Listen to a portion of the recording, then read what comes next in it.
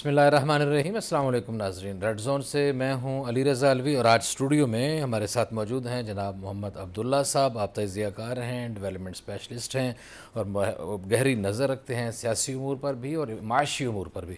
جناب محمد عبداللہ صاحب، ہم آپ کو اپنے پروگرام میں خوش آمدید کہتے ہیں۔ Thank you sir. آج جو خبریں ہمارا موضوع بحث ہوں گی، خصوصی طور پر سب سے پہلے ہم بات شروع کریں گے اقوام متحدہ کے سیکرٹری جنرل کے دورہ پاکستان کے حوالے سے۔ انہوں نے آج وزیر اعظم اور وزیر خارجہ کے ہمراہ سیلاب سے متاثرہ علاقوں کا دورہ کیا ہے، اور انہوں نے وہاں گفتگو کرتے ہوئے کہا ہے کہ پاکستان دیگر ممالک کی کارستانیوں کی سزا بھگت رہا ہے۔ ان کا کہنا تھا کہ میرے پاس الفاظ نہیں ہیں، جو کچھ میں نے یہاں دیکھا ہے وہ میں بیان کرنے سے قاصر ہوں۔ یہاں بہت زیادہ تباہی ہوئی ہے پاکستان میں۔ انہوں نے کہا کہ عالمی درجہ حرارت بڑھانے کا ذمہ دار پاکستان نہیں ہے، دیگر ممالک ہیں، لیکن جو دیگر ممالک ہیں انہیں آگے بڑھ کے پاکستان کا ہاتھ تھامنا ہوگا اور اس کی مدد کرنا ہوگی۔ عمران خان نے ایک بار پھر وزیر اعظم اور چیف الیکشن کمشنر کے خلاف غیر اخلاقی زبان استعمال کی ہے، الفاظ کا غلط چناؤ کیا ہے، حملے کیے ہیں، اور صرف یہیں تک نہیں رکے بلکہ انہوں نے اس سیلاب سے متاثرہ مدد کو بھی متنازع بنانے کی کوشش کی ہے۔ اور کیا کیا کہا ہے اس پر بھی ہم بات کریں گے اور کو بتائیں گے۔ البتہ عمران خان کے آج ان کے ساتھ جو اظہار یکجہتی کے حوالے سے جلسے تھے وہ بڑے کامیاب رہے۔ ان کی بڑی خاصی گیدرنگ تھی، ملک کے مختلف شہروں میں بڑی بڑی سکرینیں لگا کے ان کے جلسے دکھائے گئے، اور لوگ جو ہے وہاں خاص سے بڑی تعداد میں موجود تھے، اس پر بھی بات ہوگی۔ پھر وفاقی وزیر خزانہ مفتاح اسماعیل، جنہوں نے شاید عوام کو ڈرانے دھمکانے کی پوری ذمہ داری لے رکھی ہے، آج پھر ڈرایا دھمکایا انہوں نے پاکستانی قوم کو۔ انہوں نے کہا کہ ایک تو انہوں نے کہا کہ جناب تاجر جو ہیں یہ بالکل بھول جائیں کہ درآمدی جو ہے ایل سی کھولنے کی ہم اجازت دیں، ابھی فی الحال نہیں ایسی اجازت دے رہے۔ ہم نے سوچا تھا کہ ستمبر میں آپ کو اس طرح کی ایل سیز کھولنے کی اجازت دے دیں گے، لیکن ابھی نہیں دیں گے۔ البتہ برآمد کنندگان کی تمام ایل سیز جو ہیں وہ فوری طور پر کھلیں گی۔ انہوں نے جو بات ڈرائی وہ یہ ہے کہ گیس کی قیمت 8 گنا بڑھ رہی ہے اور فرنس آئل کی قیمت 7 گنا بڑھ رہی ہے، تو انہوں نے کہا ہے کہ کیا ہم پرانی دنیا میں رہ سکتے ہیں؟ مقصد یہ ہے کہ یہ بھی 8 گنا اور 7 گنا شاید مزید چیزوں کو بڑھانا چاہ رہے ہیں، اس پہ بات ہوگی۔ اور سیاسی صورتحال پہ بھی بات ہوگی۔ پنجاب میں تخت پرویز خطرے میں ہے، کہا جا رہا ہے کہ ان کو ایک دفعہ پھر خطرہ ہے۔ کیا پوزیشن ہے؟ کیا وہاں گورنر راج لگنے جا رہا ہے یا کسی اور طریقے سے تبدیلی کی کوشش کی جا رہی ہے؟ یہ تبدیلی کی کوشش کتنی کامیاب ہوگی، کتنی ناکام ہوگی، اس پر بھی بات کریں گے۔ اور یہ بھی دیکھیں گے کہ یہ جو میوزیکل چیئر کا کھیل بنا ہوا ہے پنجاب میں، اس سے پاکستان کے اور خاص طور پر پنجاب کے عوام کا جو ہے ان کے ساتھ کیا ہوگا۔ اور جو سب سے بڑا مسئلہ ہے سیلاب سے حالات خراب ہیں، تعمیر نو ایک بہت بڑا چیلنج ہے۔ سیلاب کے متاثرہ مکانات، وہ گھر، وہ بستیاں، وہ شہر، ان کی تعمیر نو کیسے ہوگی؟ اس حوالے سے آج مسلح افواج کے سپہ سالار جناب قمر جاوید باجوہ صاحب نے بھی میڈیا سے گفتگو کی تھی، اس پہ بھی تھوڑی سی بات کریں گے اور ساری صورتحال کا جائزہ لیں گے۔ اور اس وقت ہمیں ٹیلی فون لائن پہ رابطہ ہمارا ہو گیا ہے، جناب ڈی ایس این جی پہ رابطہ ہوا ہے مظہر برلا صاحب سے، وہ لاہور میں ہیں۔ تو مظہر برلا صاحب خوش آمدید۔ برلا صاحب بہت شکریہ۔ ہاں جی، اور ہم بات شروع کریں گے جی آج عمران خان کی گفتگو سے بات شروع کریں گے۔ عمران خان نے آج اپنے جلسوں سے خطاب کے دوران، گوجرانوالہ میں تھا ان کا جلسہ، اور جس کو سکرین پہ پورے ملک کے مختلف شہروں میں دکھایا گیا، ایک بڑی لمبی لسٹ آئی ہے جو انہوں نے جہاں جہاں بڑی بڑی سکرینوں پہ خطاب کیا تھا۔ انہوں نے کیا کہا عمران خان نے، اس کا ایک کلپ آپ سن لیجئے، پھر اس پہ تبصرہ کرتے ہیں۔ عمران خان یونائٹڈ نیشنز کے سیکرٹری جنرل کو کہہ رہے کہ جی جو بھی آپ پیسہ دیں گے ہمیں، وہ آیا سیلاب دیکھنے کے لیے، اس سے پیسے مانگنے شروع ہو گئے۔ جو بھی پیسے دیں گے آپ جو پیسے دیں گے، ہم آپ کو شور کرتے ہیں کہ ہم بڑی ایمانداری سے خرچ کریں گے۔ اس کو کہہ رہے ہیں کہ جو بھی پیسے دیں گے، میں اور میرے وزیر کہہ رہے ہیں کہ ہم بڑی ایمانداری سے پیسہ خرچ کریں گے۔ اور شہباز شریف اس کو پہلے ہی پتا ہے کہ 60% آپ کے وزیر ضمانت پہ ہیں، کرپشن کے کیسز ہیں ان پہ۔ اس کو یہ پتا ہے کہ تم اور تمہارے بیٹوں کو 16 ارب روپے کا اپنے ایف آئی اے کا کیس ہے کہ پاکستانی عوام پہ ڈاکہ مارا ہے، تو اس کو کہہ رہے ہیں کہ فکر نہ کرو، آپ جو پیسے دیں گے ہم بڑی ایمانداری سے خرچ کریں گے۔ جی مظہر برلا صاحب، آپ اس خطاب کو کتنا ذمہ دارانہ خطاب کہتے ہیں، جبکہ اقوام متحدہ کے سیکرٹری جنرل پاکستان کے دورے پہ ہیں، آدھے سے زیادہ پاکستان ڈوبا ہوا ہے اور پاکستان کو بہت زیادہ ضرورت ہے۔ خود اقوام متحدہ کے سیکرٹری جنرل نے بھی بتایا ہے کہ یہاں بہت زیادہ پیسے کی ضرورت ہے اس پاکستان کی تعمیر نو کے لیے، لیکن پاکستان کا ایک بڑا سیاسی لیڈر جو ہے وہ اس بات کو بھی متنازع بنا رہا ہے۔ نہیں، گزارش یہ ہے کہ عمران خان صاحب کا یہ پرانا بیانیہ ہے، وہ ہمیشہ سے ان دو پارٹیوں کو خاص طور پر کرپٹ پارٹیاں کہتے رہے ہیں یا ان پر الزامات لگاتے رہے ہیں۔ یہ بات بھی درست ہے کہ ہمارا آدھے سے زیادہ ملک ڈوبا ہوا ہے اور ہمیں اس وقت امداد کی ضرورت ہے، مگر عمران خان چونکہ کوئی موقع ضائع نہیں کرتے اپنے مخالفین پر وار کرنے کا، لہٰذا انہوں نے آج بھی وار کیا اور کہا کہ ان کو جو پیسے نہ دیں، بلکہ انہوں نے تو ابھی پیسے دینے کی بات ہی نہیں کی۔ بات تو ابھی یہ ہوئی کہ انہوں نے کہا کہ جو ہمارے پاس فنڈز آئیں گے ہم ان کو اچھے طریقے سے ایمانداری سے دیانتداری سے استعمال کریں گے۔ لیکن عمران خان صاحب جو کہ پرانا ان کا بیانیہ ہمیشہ سے، وہ 26 سال سے یہ بیان کر رہے ہیں کہ یہ دونوں پارٹیاں کرپٹ ہیں، ان کے سربراہان کرپٹ ہیں، اور انہوں نے 16 ارب کا حوالہ بھی دیا۔ ٹھیک ہے، عمران خان کا اپنا موقف ہوگا، لیکن وہ لوگوں کو کام کرنے دیں۔ اس وقت سیلاب زدگان کے لیے کام کرنے کی ضرورت ہے۔ خود خان صاحب جو ہیں انہوں نے ٹیلی تھون کی تھی، وہ ایک مرتبہ پھر ٹیلی تھون کرنے جا رہے ہیں، اور پچھلے ہفتے ہی ہم نے ایک سماجی تنظیم کے سربراہ کو اپنے اسٹوڈیو میں بلایا تھا، تو ایک بات جو پتے کی وہاں سے برآمد ہوئی تھی وہ یہ تھی کہ کوئی ٹاسک فورس بنا دی جائے جو لوگوں کی مدد کرنا بھی جانتی ہو، لوگوں کی خدمت کرنا بھی جانتی ہو، اور جو مسائل ہیں ان سے نمٹنا بھی جانتے ہوں۔ چونکہ ہمارے ہاں اکثر ادارے، خاص طور پر سرکاری ادارے اور سویلین ادارے جو ہیں اور سماجی ادارے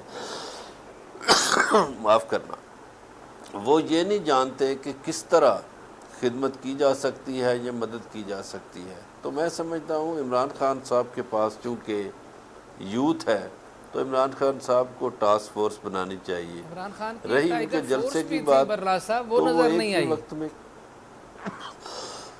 برلا صاحب آپ کی طرف واپس آتے ہیں، ہم وہ عبداللہ ایک صاحب ہی کی طرف وقت جاتے ہیں۔ میں عبداللہ صاحب آپ یہ بتائیے کہ یہ کیا صورتحال ہے؟ یہ ابھی عمران خان نے یہ جو باتیں کی ہیں اور اب دیکھ رہے ہیں کہ ملک کو بہت زیادہ امداد کی ضرورت ہے، سیلاب کی تباہ کاریاں جو ہیں وہ آپ کے سامنے ہیں، ایک بہت بڑا تعمیر نو کا یہاں ایک چیلنج ہے، تو اس سے کیسے نہ برداشت ہو جائے گا؟ تھینک یو علی رضا صاحب۔ میری جب بھی گفتگو ہوئی تو میں نے، چونکہ دنیا میں جب ایکسپوجرز ملا تو چیز جس کی سمجھ آئی وہ یہ ہے کہ آپ ایز اے قوم جب ایکٹ کریں گے تو جن چیزوں کے مسئلے حل ہوں گے۔ عمران خان صاحب کی ایک بہت بڑی فالوئنگ ہے، انٹرنیشنل ورڈز میں بھی لوگ انہیں بہت اچھی طرح سے ریکگنائز کر سکتے ہیں، اور وہ اس کا ایک کنسٹرکٹیو یوز کر سکتے ہیں اس قوم کے لیے، جس کا ایک پازیٹیو پوائنٹ آئے گا اور پبلک بھی اس کی قدر کرے گی۔ اور میرا خیال ہے کہ انہوں نے پہلے جو کیا ہے، ٹیلی تھون کیا، اس میں بھی بڑا اہم کردار ادا کیا۔ ایشو صرف یہ ہے کہ ہم آپس میں بدگمانی کو چھوڑ دیں، ایک دوسرے کو غدار کہنا چھوڑ دیں، ایک دوسرے کی تفریقات کو ختم کر دیں، ہم اپنے پاکستان کے لیے کام کر لیں۔ اور میں یقین سے کہتا ہوں اس کا کرنے سے خان صاحب کا قد اور بڑا ہوگا اور ان کی عزت بھی اور بڑھے گی، اور یہی کچھ باقیوں کے ساتھ بھی ہوگا۔ ہمارے سارے کے سارے، میں اس یقین سے کے ساتھ سوچتا ہوں کہ یہ محب وطن لوگ ہیں، سارے محب وطن لوگ ہیں، ان میں سے ہم اس تفریق کو ختم کریں۔ خان صاحب کا ایک بیانیہ ضرور ہے، اس بیانیے کو عدالتیں دیکھیں، اس بیانیے کو وہ ادارے دیکھیں۔ آپ بار بار ایک ہی چیز کو رپیٹ کرتے جائیں گے، اس سے نکلے گا کچھ نہیں۔ پبلک نے آپ کی آواز سن لی، اب ادارے بیٹھیں، وہ اپنا مانیٹر کریں۔ اور اس ٹائم کے اوپر جو سب سے بڑا ایشو بن چکا ہے سیلاب کی وجہ سے، ایک پوائنٹ جس کی طرف ہم نے شاید ابھی تک بہت زیادہ ڈیبیٹ نہیں کی، ہماری جو ٹوٹل ایکسپورٹ ہے اس میں سے میجر شیئر ٹیکسٹائل ریلیٹڈ ہے، اور ٹیکسٹائل جو تھی اس کے پیچھے کاٹن تھی، اور کاٹن ایریا سارا ہٹ ہوا ہے۔ اور اسماعیل نے اس پہ بات بھی کی، کاٹن ہمارے پاس نہیں ہے، کاٹن کاٹن نہیں ہے، تو آپ کا جو میجر ایکسپورٹ سیگمنٹ ہے وہ آپ کا ڈسٹرب ہو چکا ہے۔ ابھی ہم نے اپنے لوکل پاکستانیوں کو بھی، اور جو ہمارے اوورسیز پاکستانی بھی ہیں، اور پھر اس کے بعد انٹرنیشنل ایجنسیز ہیں، ڈونر ایجنسیز ہیں، سب کو ہی قائل کرنا ہے کہ وہ ہمارے ساتھ ہاتھ بٹائیں، اور ہم اس میں سارے کے سارے اس میں کار خیر میں شامل ہوں۔ اور اس میں خان صاحب کے بہت سارے فالوورز ہیں، وہ بھی اس میں اپنا بھرپور کردار ادا کر رہے ہیں اور کریں۔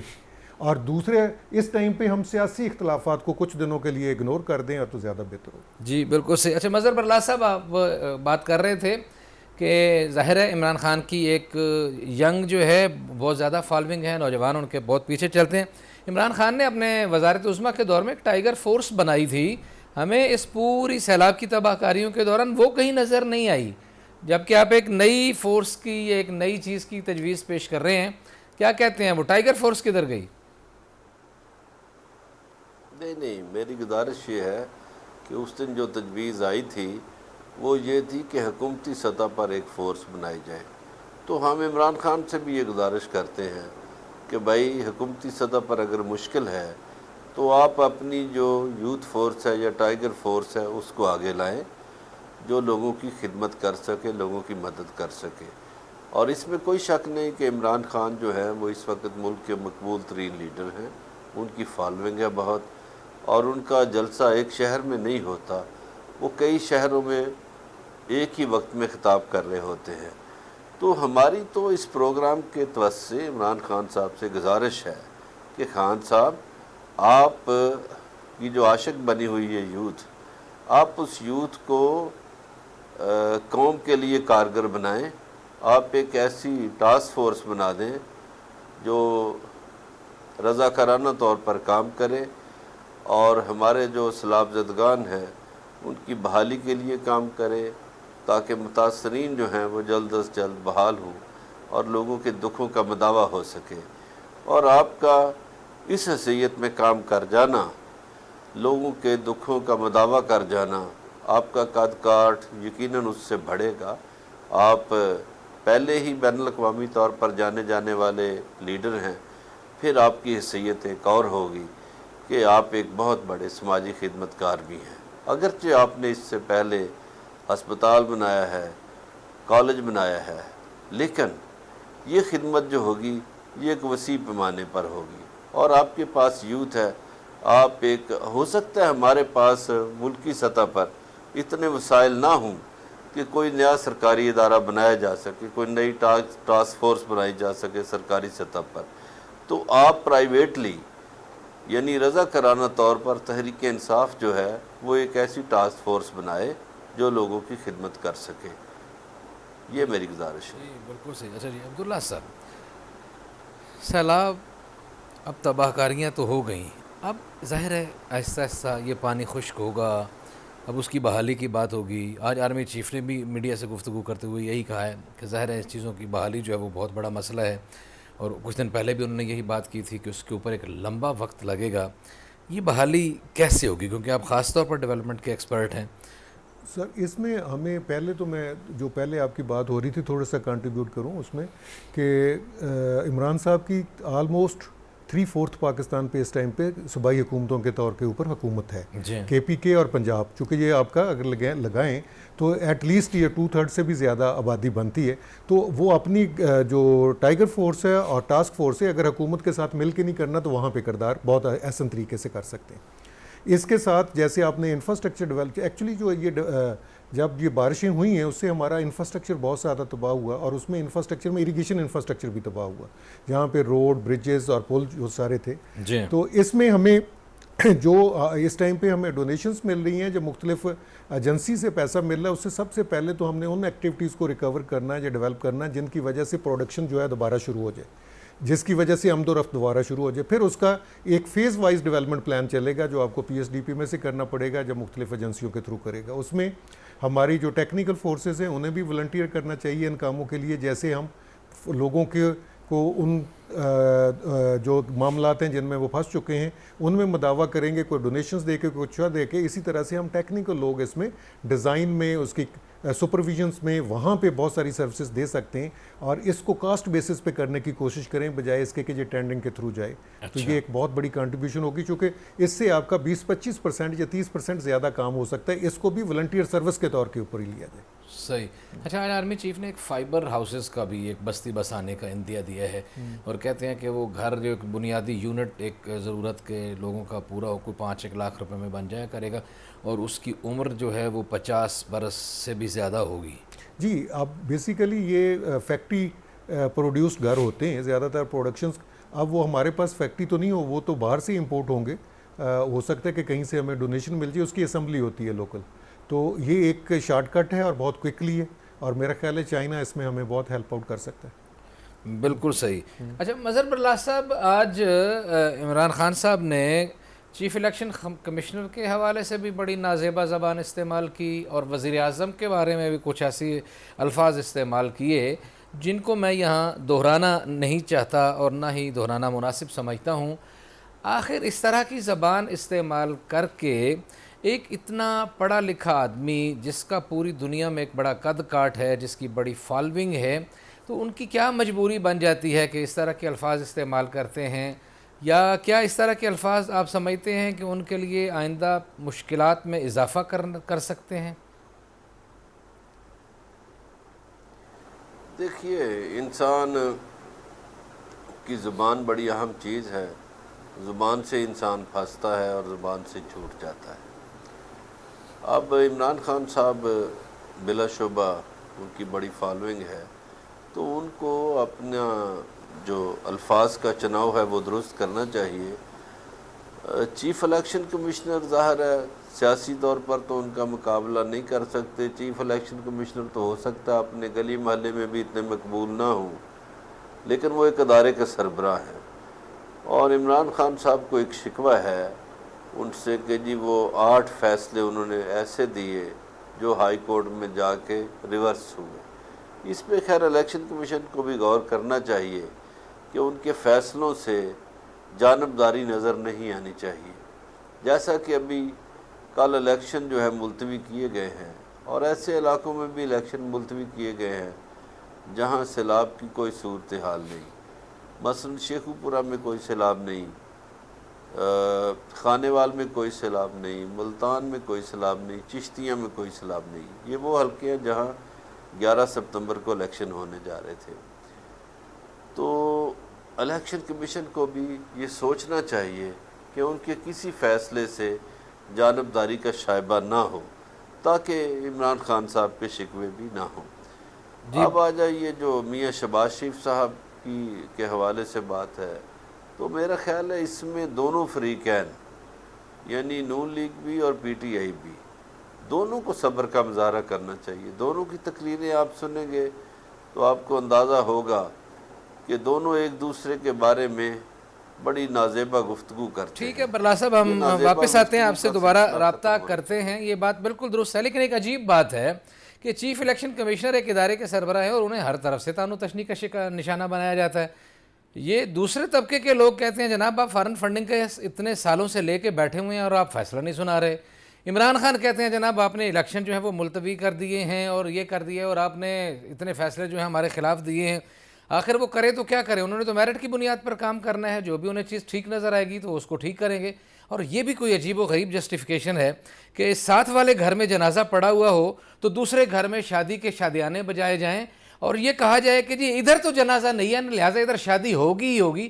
تو اگر 4 دنوں کے لیے یہ الیکشن ملتوی ہو گئے ہیں تو میرا خیال ہے کوئی ایسی قیامت نہیں آئے گی, کیونکہ جب ایک عجیب قسم کے بحران سے 2-4 ہیں تو اس بحران سے نمٹنا پہلے ضروری ہے. پھر الیکشن بھی ہوتے رہیں گے, بات چیت کا سلسلہ جاری ہے. ہمارے ساتھ رہیے گا, ملتے ہیں بریک کے بعد.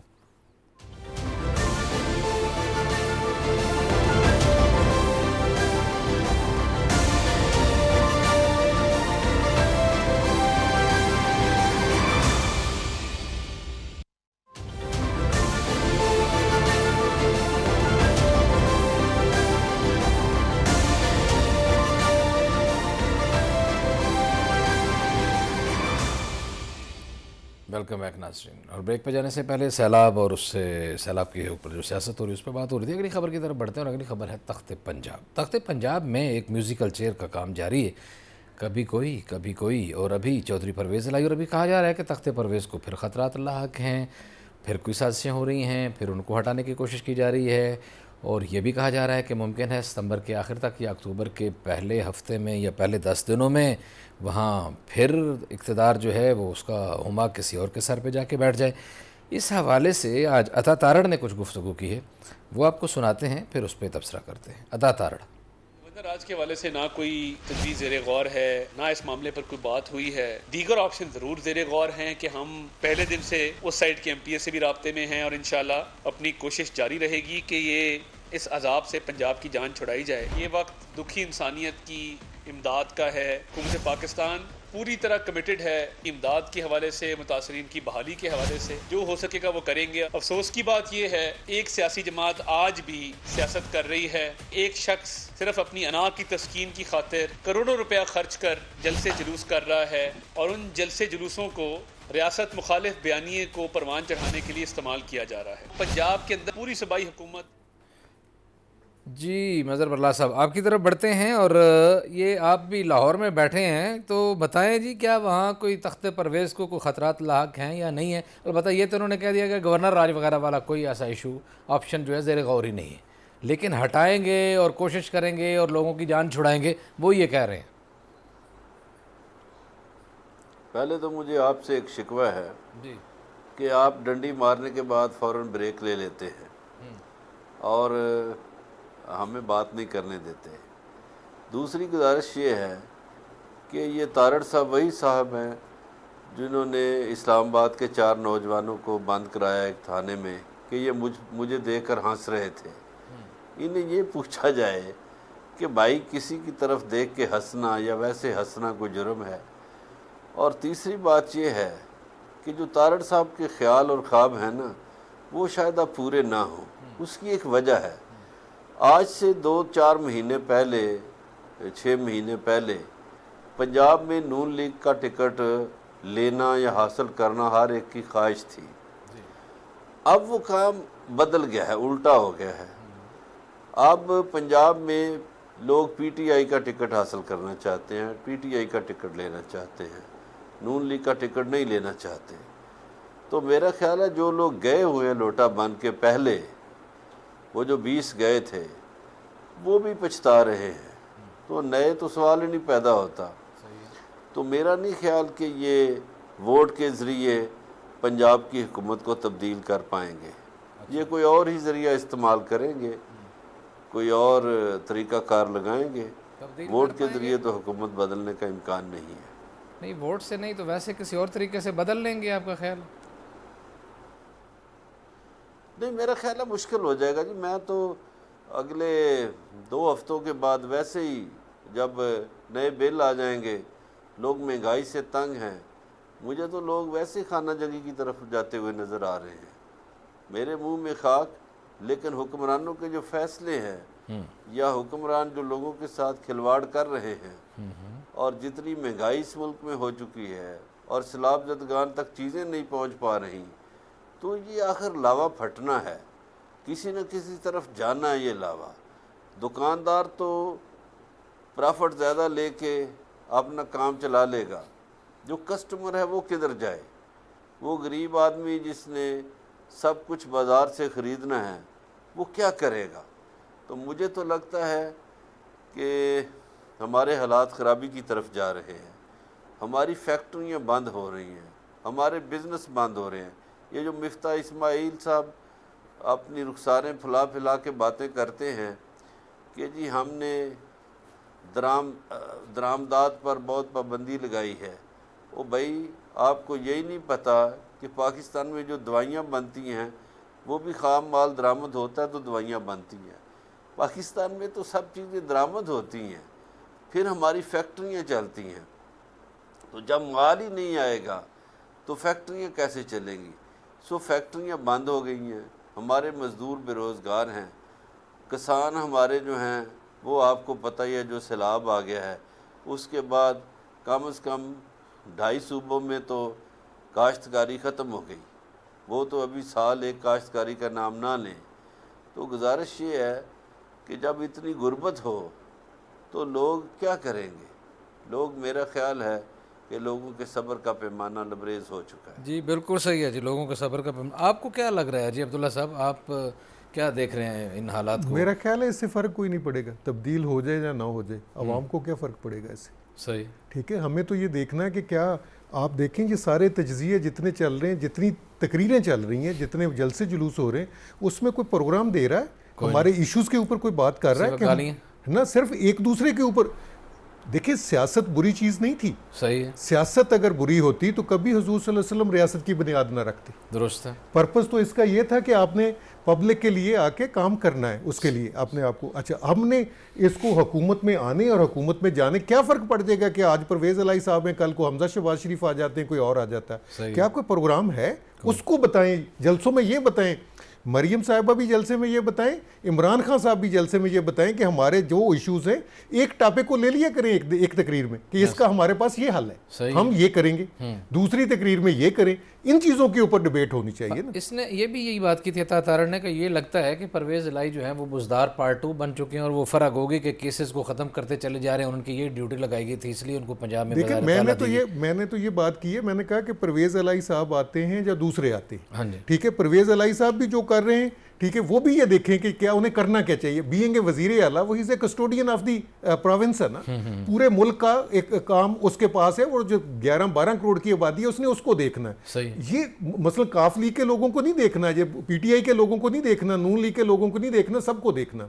और लोगों के जो मसाइल हैं उनके लिए पॉलिसीज बनानी है। गवर्नमेंट का पर्पस क्या होता है? जी बिल्कुल सही, रूल्स रेगुलेशंस और पॉलिसीज फ्रेम करनी है जिसके तहत लोगों तक वो फैसिलिटीज और लोगों तक वो सहूलियत पहुंचानी चाहिए। लोगों तक सहूलियात पहुंचाना जो है असल मतमे नज़र तो ये होना चाहिए, लेकिन बदकिस्मती ये है कि लोगों को सोचता कौन है, और लोगों के जो मसाइल हैं वो तो मुसलसल बढ़ते चले जा रहे हैं, उनका तो दुखों का मदावा किसी से नहीं हो पा रहा। हाँ, गालम गलोच और लाफ जनी जो है वो मुसलसल बढ़ती चली जा रही है। बातचीत का सिलसिला जारी है, हमारे साथ रहिएगा, मिलते हैं ब्रेक के बाद।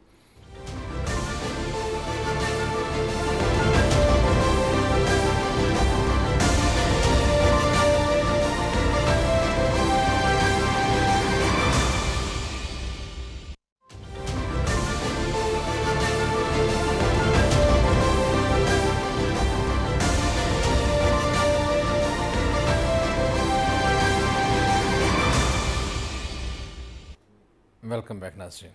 मिफ्ता इस्माइल की तरफ बढ़ते हैं, और मिफ्ता इस्माइल की बातों से मुझे बड़ा डर लगता है, और मेरा ख्याल है इस पाकिस्तान की सारी कौम को भी डर लगता है कि वो इस तरह की बातें करते हैं कि लोगों को डरा के रख देते हैं, और उनकी पॉलिसियों के ऊपर तो ख़ुद मुस्लिम लीग नून और उनके इत्तेहादियों की हुकूमत के अंदर से भी आवाज़ें उठना शुरू हो गई हैं। बल्कि ये भी कभी कहा जाता है जी कि आज मियाँ साहब भी वाकआउट कर गए उनकी बात पे, और कभी ट्वीट भी इस तरह के आते हैं कि हम मिफ्ता इस्माइल भाई आपके साथ नहीं हैं।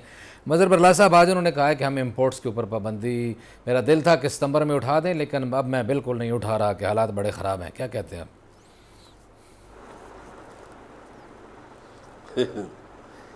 गुजारिश है कि मिफ्ता साहब ने कौन सा इलेक्शन लड़ना है, ये फ़िक्र उस इंसान को हो जिसने इलेक्शन लड़ना हो, जो हलके में जाता हो, जहां वो लोगों से मिलता हो, जिसके हलके में गरीब और मज़दूर भी बसते हों। अब वो कहते हैं इंपोर्ट्स पे पाबंदी हटाने का दिल था लेकिन नहीं हटा रहा।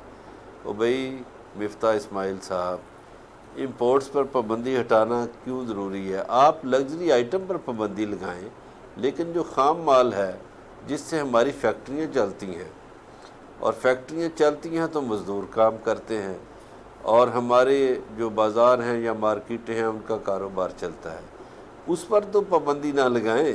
ऐसे ही है, आप इंपोर्ट पर पाबंदी लगाएं, आप कुत्तों की खुराक पर पाबंदी लगाएं ना, आपको समझ आ जाए। नहीं, कुत्तों की खुराक पर तो सामने तो मिफ्ता साहब घुटने टेकते हैं। ऐसे ही कुत्तों की खुराक पर तो पाबंदी सबसे पहले इन्होंने हटाई थी अब्दुल्ला साहब। जब इन्होंने पाबंदियां लगाई ना, तो एलीट क्लास के कुत्ते जो हैं बेचारे भूखे मर रहे थे। इंसान तो यहाँ वैसे भूखे मरते ही रहते हैं, किसी को परवाह नहीं है। उनके कुत्ते बिल्लियाँ जी वो फ्रांस का खाना और ब्राज़ील का खाना और फलां का खाना नहीं आ रहा, तो सबसे पहले ये पाबंदियाँ उन्होंने हटाई थी। इन सारे मसाइल का हल क्या है जी? कंक्लूजन की तरफ हमने बढ़ना है, क्या करें हम? इस मुल्क की मईशत को कैसे किसने संभालना है? लोग तो मर रहे हैं। देखें सर, ये मैं तो फिर वहीं पे आ गया हूँ, जैसे अभी बरलास साहब ने कहा कि वो इंपोर्ट्स जो कि आपकी इंडस्ट्रीज़ को चलाती हैं, और पार्टिकुलरली एक्सपोर्ट बेस्ड इंडस्ट्री को चलती हैं, जैसे फर्दर प्रोडक्ट बनती है तो आपकी जानी है। आपके पास इस टाइम पे सर और कोई ऑप्शंस नहीं है, आपके पास सिर्फ और सिर्फ ये 2 एरियाज़ हैं जिसके काम कर सकते हैं। एक आपकी ह्यूमन रिसोर्स है जिसमें स्किल्स दें और आप एक्सपोर्ट्स करें जो मिडल ईस्ट और ये कंट्रीज हैं, यहाँ से आपके पास रेवेन्यू आता है। और जो आपके पास एक्सपेट्रिएट्स पैसा भेजते हैं वो सिर्फ के सिर्फ वो लोग हैं जो मजदूरी करने के लिए जाते हैं, जो वहाँ पे जाके सेटल्ड हो गए हैं, जो नॉर्थ अमेरिका की बात करते हैं, यूरोप की बात करते हैं, जिनके पास सिटीजनशिप है, वो पाकिस्तान के अंदर नहीं आ रहे, क्योंकि उनकी वैल्यू, करेंसी डी वैल्यू होती है, वो इन्वेस्टमेंट ही नहीं करते अब। सही। अब आपके पास सिर्फ एक एरिया है जो पैसे भेज रहा है, जो 30-35 अरब डॉलर आ रहा है, वो आ रहा है आपके इस मजदूर से जो सऊदी अरब में काम कर रहा है, यूएई में कर रहा है, कतर में कर रहा है, कुवैत में कर रहा है, इन मुल्कों के अंदर।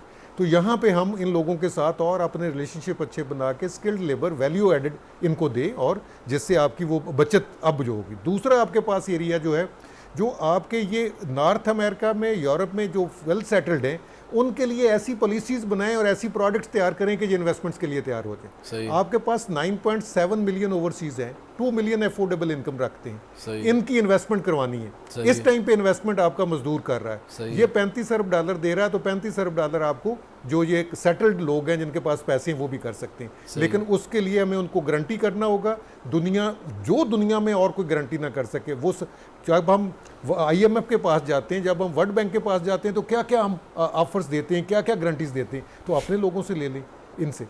दूसरा आ गया जिसकी तरफ आपने मिफ्ता साहब की बात की, बेसिकली बरलाल साहब की बात से मैं एग्री करता हूँ कि जो पॉलिटिकल एक्टिविटीज़ है, जो बंदा पब्लिक के सामने जाना नहीं है, वो क्या है, टेक्नोक्रेट्स है ना। Technocrats should assist the political forums, he should not represent the political forum.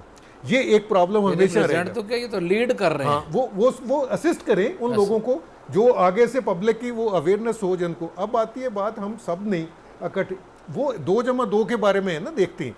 ये उनकी बातों में मैं नहीं इख्तलाफ करता कि ये इन चीज़ों की ज़रूरत होगी, हमारे डेफिशिएंसीज हैं, सारा कुछ है, लेकिन ये इंसान है, इनको मशीनों की तरह ट्रीट नहीं किया जा सकता है। इनके मामलात हैं, जब हालात ख़राब हैं, बुरे हालात हैं, तो सब कुछ थोड़ा थोड़ा करना पड़ेगा ना, और हुकूमत को भी देखना पड़ेगा। आप ये नहीं कर सकते कि सबके ऊपर टैक्स बढ़ा दें। जी अब्दुल्ला साहब, आपका बहुत शुक्रिया, आपने हमारे लिए वक्त निकाला, आप तशरीफ़ लाए।